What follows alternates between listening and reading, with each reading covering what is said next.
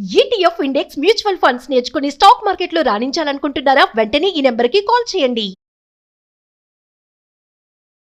నమస్తే రమ్మగారు. నమస్తే జయ. ఏదైనా ఒక సిరీస్ చెప్పుకుందాం రమ్మగారు. కథా సరిసాగర్ నుంచి చిన్న చిన్న సిరీస్లు చెప్పుకున్నాం కదా మనం. Okay okay. అందులో నుంచి ఇంకో గుణశర్మ కథ చెప్పుకుందాం, బాగుంటుంది అది కూడా. పూర్వం అట ఉజ్జయిని నగరానికి మహాసేనుడని రాజు ఉండే, చాలా గొప్ప రాజు. ఆయన చాలా అందగాడు, చాలా శౌర్య పరాక్రమాలు ఉన్నవాడు. మీరు మిక్కిలి అతనికి కళలు, సాహిత్యము వాటి పట్ల మంచి అభిలాషలు.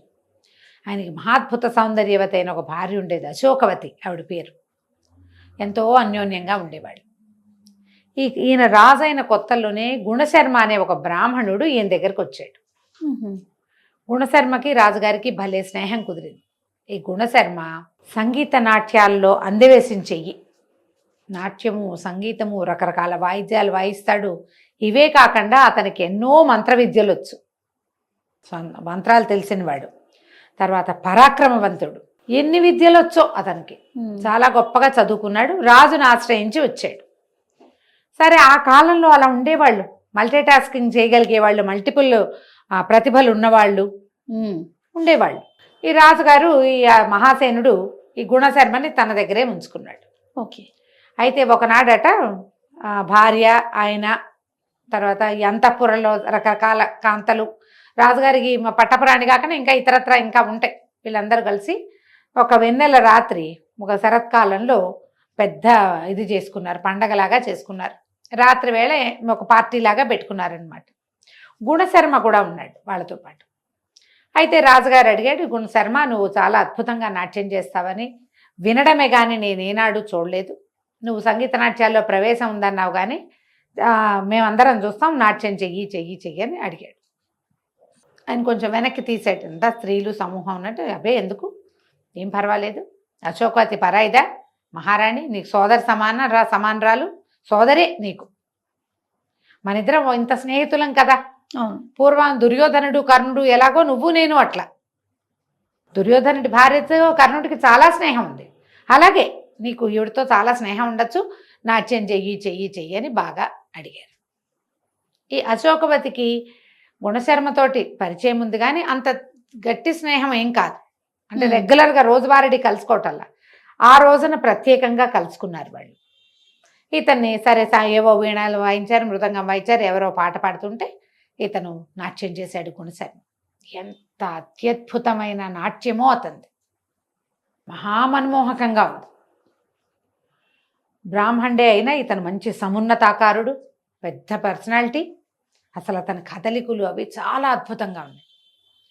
నాట్యం అయిపోయింది. అంతఃపుర కాంతలంతా చప్పట్లు కొట్టారు, జేజేలు పలికారు. మామూలుగా లేదు, ఏదో వేరే స్వర్గలోకంలో నాట్యం చూస్తున్నట్టుంది. ఏ విద్యాధరుడో వచ్చి గంధర్వుడు నాట్యం చేస్తున్నట్టుందని అసలు ఆ మెరుపుకి మైమరిచిపోయారు. అతను మెరుపు వేగంతో నాట్యం చూసి సంతోషించారు. అక్కడి నుంచి వీణ వాయించని ఒక వీణ అప్పచెప్పారు. ఆ వీణలో ఒక వెంట్రుక పట్టుకున్నదట, దాంతో అది అపస్వరం పలుకుతాం. అంత గుర్తుపట్టగలడనమాట. రాత్రివేళ ఆ వీణలో వచ్చిన అపస్వరానికి కారణం దీన్ని తీగరి పట్టుకుని ఉన్నటువంటి వెంట్రుక. అంత ఇంగితజ్ఞుడు అతను. సరే, ఆ వీణ తీసేసి ఇంకో వీణ తెప్పించారు. పరమాద్భుతంగా వీణ వాయించాడు అతను. ఎంత బాగుందో.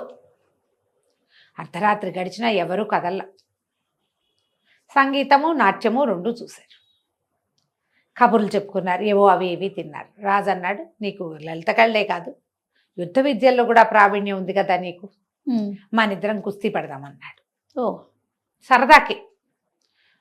ఏమన్నాడు, నేను ఆయుధం వాడతా, నువ్వు ఆయుధం వాడకుండా నన్ను పట్టుకోవాలి, నన్ను నిర్జించాలి, నీ వల్ల అవుతా అంటే అవుతుందన్నాడు గుణశర్మ. చేయగలను అన్నాడు. అనేసరికి మొత్తం అంతఃపురంలో ఓ పక్కన రాజుగారు సాముగారిడీలు అవి చేయటానికి ఒక గోదా లాంటిది ఉంది, అక్కడికి వెళ్ళారు. ఇట్లాంటిది ఏదో జరుగుతుంటే ఆడవాళ్ళు ఎందుకు ఊరుకుంటారు, అందరూ పోయారు గుంపుగా. మహారాణి అశోకవతి కూడా అక్కడికి వెళ్ళింది. ఓకే. వెళ్ళాక రాజుగారేమో ఆయుధం పట్టుకున్నాడు, ఆయుధం లేకుండా నుంచున్నాడు గుణశర్మ.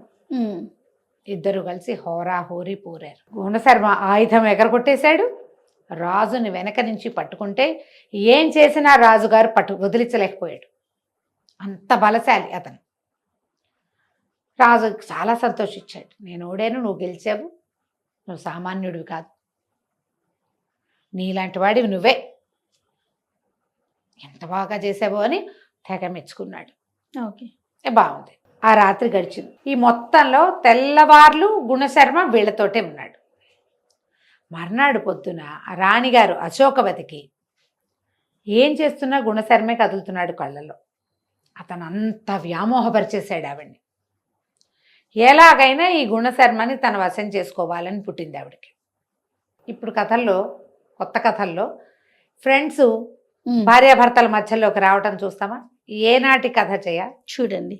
భార్యాభర్తలు మాత్రమే ఉండవలసిన చోట మూడో వాడిని రానివ్వకూడదు. భర్తల స్నేహితులతో ఆడవాళ్ళు ఎక్కువగా గడిపే అవకాశం ఇవ్వకూడదు. భార్యల స్నేహితులు కూడా అంతే ఖచ్చితంగా కదా. స్నేహితులు వేరు, వైఫ్ అండ్ హస్బెండ్ వేరు. ఈ కథ అందుకు చెప్పబడింది. ఆవిడికి మరులు కొలిపేసింది అతని ప్రవర్తన, అతని పర్సనాలిటీ.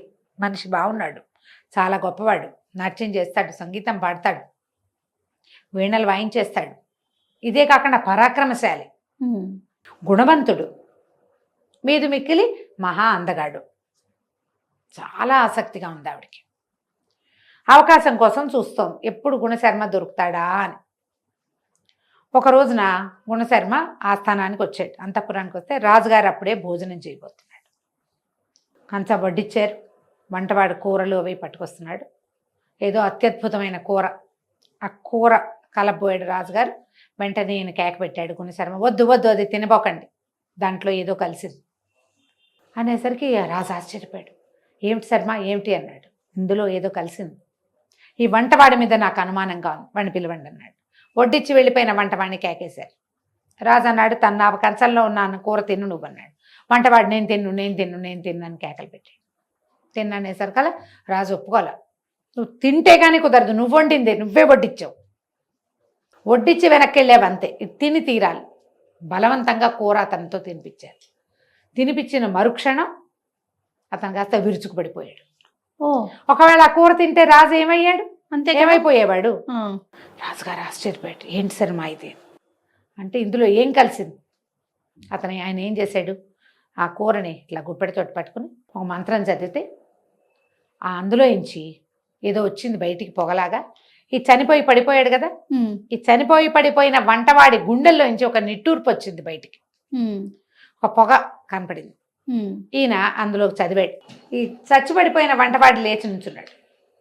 ఆయన ఆ విషయం తీసేశాడు మంత్రంతో.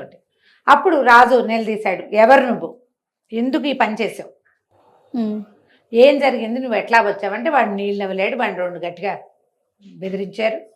గౌడ దేశపు రాజు గారి దూత వీడు. ఓహో. గౌడ దేశపు రాజు మిమ్మల్ని సంహరించడానికి మీ వంటవాడితోటి మాట్లాడుకుని వాడిని తప్పించి నన్ను ఇక్కడ ప్రవేశపెట్టారు. గౌడ రాజు చేయించిన విషప్రయోగం. రాజుకి ఏం చేయాలో తెలియదు. ఆశ్చర్యం వేసింది. అన్నాడు గుణశర్మ, నువ్వు రాకపోతే నేను మరణించేవాడిని, ప్రాణదానం చేసావు నాకు, నువ్వు నన్ను బతికిచ్చావు అని చాలా సంతోషించారు. ఈ వంటవాడిని ఉరేశారు. వంటవాడికి నడిచిపోయింది. ఇక్కడ దాకా అయిందా. ఈ గుణశర్మ ఒకరోజు ఇలాగ ఇప్పుడు ఈ భోజనం చేసేటప్పుడు వచ్చాడు. ఆ తర్వాత నుంచి తరచుగా ఆయన అంతఃపురానికి వస్తుండేవాడు. రాజు అతను చూడకుండా ఉండలేకపోయేవాడు. అదేలే, మరి ప్రాణాన్ని కాపాడాడు. భోజనం చేద్దాం రమ్మనేవాడు, ఏదో ఆడదాన్ని రమ్మనేవాడు, వాళ్ళు ఖాళీగా ఉన్నాను రమ్మనేవాడు. అంతఃపురంలోకి యథేచ్ఛగా తిరిగేవాడు ఈయన. అయితే ఈవిడేం చేసింది, అశోకవతి భర్తనంది, నేను వేడి నేర్చుకోవాలని ఉంది, నాకు గుణశర్మ దగ్గర వేడి నేర్పించు అని అడిగింది. రాజు అన్నాడు అట్లాగే అని గుణశర్మతోటి చెప్పాడు. మహారాణి అశోకవతి వీణ నేర్చుకోవాలనుకుంటోంది, మరి నువ్వు అద్భుతంగా వాయిస్తావు కాబట్టి ఆమెకి వీణ నేర్పించు. సరేనన్నాడు. వీణ నేర్పించాలంటే వీణ అక్కడెక్కడ కూర్చుని ఇక్కడ చేయలేదు కదా, ఎదురు బదురు కూర్చోవాలి. ఇక ఆ వీణ మిషతోటి ఆవిడ ఇతన్ని ముట్టుకోవటానికి ప్రయత్నం చేస్తుంది. చేసేసరికల్లా ఇతను ఇలాంటి ప్రయత్నాలు చేయొద్దని చెప్తాడు. అనేసరికల్లా ఆవిడ ఏమంటుంది, నేను సోదర సమానని ఎట్లా అయ్యాను, నేను నీ స్నేహితుడి భార్యని అంతే, సోదరిని కాను. ఆయన రాజు మాట వరుస కన్నాడు, నేను ఎట్లా సోదరిని అవుతాను నీకు, మన ఇద్దరి జాతులు కూడా వేరు, నేను నీ మీద వలపు కలిగింది నాకు, నువ్వు నాతో గడుపు, మన రాజుతో నీ స్నేహం నడుస్తుంటుంది, మన ఇద్దరి స్నేహం కూడా నడుస్తుంది. నన్ను సంతోషపెట్టు, నాకు నీ మీద కోరిక కలిగింది, నువ్వు నాతో గడపాలి. ఈయన ఏమైనా సరే ఒప్పుకోలే గండనిధి. అంతఃపురానికి రావడం తగ్గించేసుకున్నాడు. ఆవిడకు దొరకకుండా ఉండేవాడు. ఎన్ని రోజులు నడుస్తుంది మరి ఇంతలో ఏమైంది, ఒకరోజు ఈ రాజు ఇతను గుణశర్మ ఒక వ్యాహ్యాలకి ఎక్కడికో అలా తిరగడానికి వాక్యాలకి వెళ్ళేసరికి ఒక సర్పం రాజుని కాటైపోయింది. గుణశర్మ ఆ సర్పాన్ని కొట్టి రాజును రక్షించాడు. రెండోసారి కూడా అతను ప్రాణదానం చేశాడు. ఇలాగే అవుతాయి కదా. ఇంతలో ఏమైంది, ఈ రాజుకి, ఈ మహాసేనుడికి ఈ గౌడ రాజు మీద పగ తీర్చుకోవాలనిపించింది. తన వల్ల తన మీద ఇలాగా విషప్రయోగం చేయించాడు. అందుకని గౌడరాజు మీద యుద్ధానికి వెళ్ళాడు. ఆ యుద్ధంలో గుణశర్మ ఎంత సహాయం చేశాడో రాజుకి. ఒకచోట ఈ యుద్ధంలో ఏమైంది, గౌడరాజుకు దొరికిపోయాడు మహాసేనుడు.